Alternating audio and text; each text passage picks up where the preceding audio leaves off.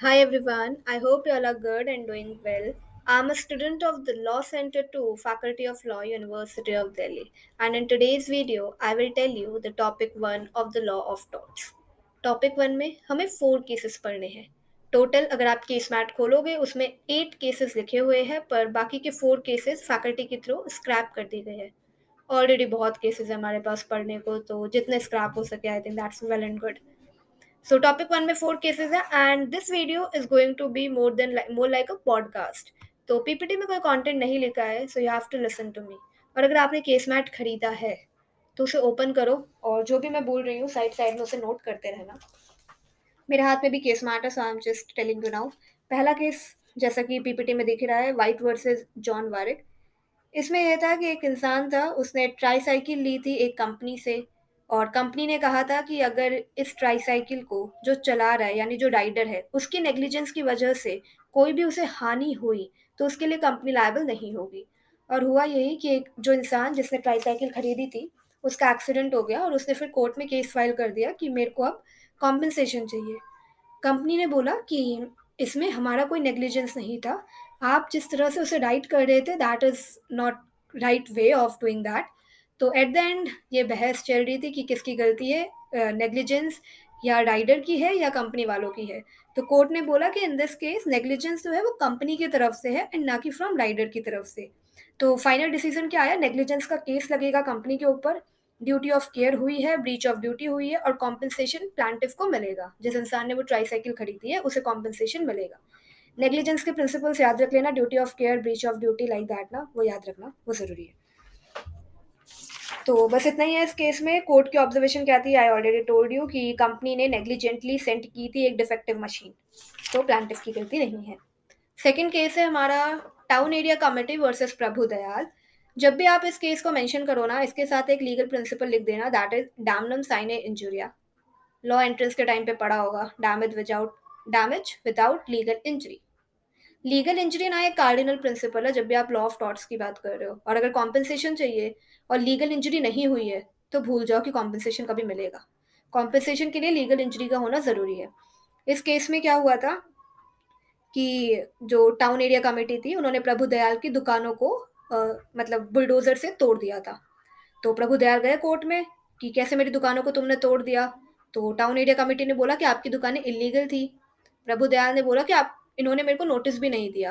Town area committee ने कहा कि बहुत नोटिस दिए थे, जब दुकान बन रही थी उसी टाइम पे भी numerous notice we have sent to them, and उसके बाद भी प्रभु दयाल ने कोई एक्शन नहीं लिया और कोई रिप्लाई नहीं दिया। तो शॉप्स इलीगल थी, तो शॉप्स का डिस्ट्रक्शन हुआ, तो उसमें कुछ नहीं, कुछ गलत नहीं हुआ।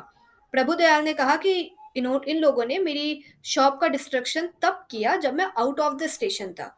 तो अगर ये मेरे को बताते तो एटलीस्ट मैं अपनी दुकान का जो सामान था, जो भी सामान आर्टिकल्स रखे हुए थे मेरी दुकान में, उनको एटलीस्ट मैं कहीं शिफ्ट कर देता तो मेरा नुकसान कम होता। इन लोगों ने दुकान तो तोड़ी, साथ में दुकान के अंदर अंदर का सामान भी इन्होंने तोड़ दिया, तो मेरे को इसका तो कॉम्पेंसेशन चाहिए।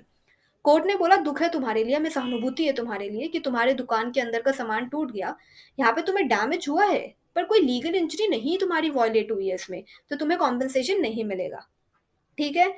इलीगल शॉप थी, टाउन एरिया कमेटी ने तोड़ दी। प्रभु दयाल ने कहा कि कैसे तोड़ सकते हो, मेरे को कॉम्पेंसेशन चाहिए। कोर्ट ने बोला कि आपको डैमेज हुआ है पर कोई लीगल इंजरी आपकी वॉयलेट नहीं हुई है, तो नो कॉम्पेंसेशन। राइट। डिफेंडेंट का कॉन्टेंशन कंटेंशन ओहो डिफेंडेंट का कंटेंशन यही था कि डीएम डिस्ट्रिक्ट मजिस्ट्रेट की डायरेक्शन के अकॉर्डिंग ही हमने इनकी दुकानों को तोड़ा है और हमने काफ़ी सारे न्यूमेरियस नोटिस इनको सेंड पहले ही किए थे। डैमनम साइन इंजुरिया मेंशन करके आना और यू बी जस्ट इबी रेमेडियम, where there is a right there is a remedy. ये दोनों ही लीगल मैक्सिम वहां पे मेंशन करके आना। ठीक है। हो गया यही है इस केस में। थर्ड केस है हमारा पी सितरमैया वर्सेस जी महालक्ष्मण ना। इस केस में क्या हुआ था कि एक इंसान था, उसने अपनी लैंड को प्रोटेक्ट करने के लिए फेंसिंग की थी। तो साइड बाय साइड मस्त उसने फेंसिंग की थी कि वाटर वाटर ना आए अंदर। कुछ टाइम बाद बारिश बारिश हुई, तो उस प्लांटिफ ने तो फेंसिंग की हुई थी, उस इंसान ने फेंसिंग की हुई थी, तो उसको नुकसान नहीं हुआ। पर उसके बगल में जिसका घर था उसके घर में ज़्यादा पानी चला गया। तो वो इंसान पहुंच गया कोर्ट में कि इस इंसान ने अपने घर के बाहर फेंसिंग की, इसी की वजह से बारिश का पूरा पानी मेरे घर पे आया और मेरे को नुकसान हुआ। कोर्ट ने बोला डैम साइन इंजुरिया लगाओ, तुम्हें डैमेज हुआ है, हम मानते हैं तुम्हारे घर को काफ़ी नुकसान हुआ है, पर तुम्हारी लीगल इंजरी का वायलेशन नहीं हुआ है।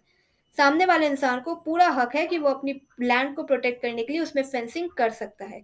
अगर वो किसी और पर्सन को प्रॉब्लम भी दे रही है, then also it is fine.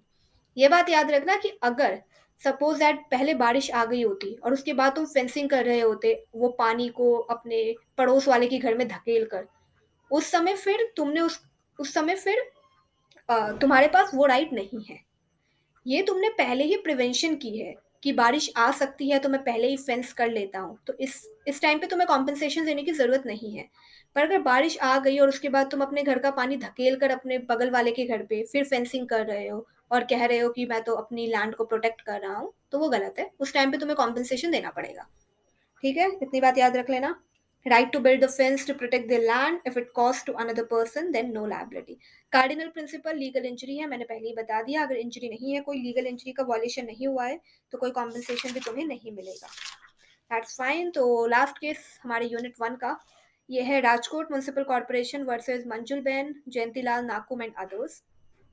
इसमें क्या था? हाँ, इसमें एक इंसान था, मस्त रोड पे जा रहा था, उसके ऊपर एक पेड़ गिर गया और उसकी डेथ हो गई। तो उसकी फैमिली वालों ने म्युनिसिपल कॉर्पोरेशन पे केस किया कि पेड़ों का ध्यान रखना तुम्हारी ज़िम्मेदारी है, लाइक दैट।